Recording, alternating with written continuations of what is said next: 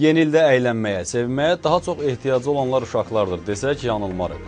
Çünki bayramın gəlişini böyüklərdən çox körpələr səbirsizliklə gözləyirlər. Bununla bağlı Mingəçevirin bir neçə körpələr evində bayram şənlikləri keçirilir.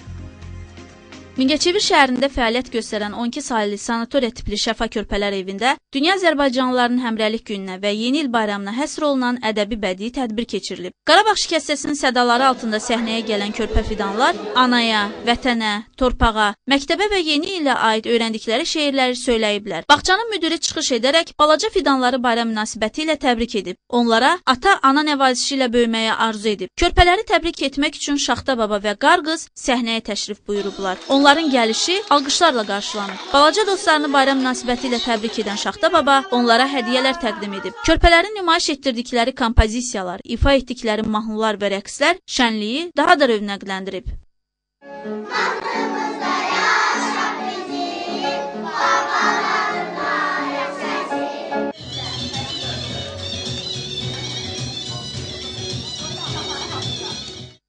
Həmin gün 19 saylı Nərgiz Körpələr evi uşaq bağçasının fidanları da hər iki bayrama həsr edilən musiqili, əyləncəli tədbir keçirib. Yolkanın ətrafında toplaşan uşaqlar qara, qışa aid şeirlər söyləyiblər. Məktəbəqədər tərbiyə müəssisəsinin rəhbəri körpələrə yeni ilin onlara xoş müjdə gətirməsini diləyib. Bayram tədbirinə qatılan valideynlər və qonaqlar mərasimin təşkilindən öz məmnunluqlarını ifadə ediblər. Tədbir boyu uşaqlar özlərini möcüzələr aləmində hiss ediblər. Onlar maraqlı keçən şənlikdə deyib gülməkdən, şənlənməkdən doymurdular. Körpələrin ifasında yeni ilə həsr edilmiş səhnəciklər hər kəsin marağına səbəb olub.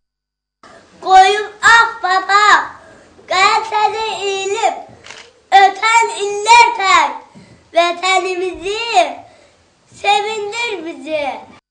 Elnarə Nərman qızı, Xəyyam Rəsulov, LTV, Mingəçevir.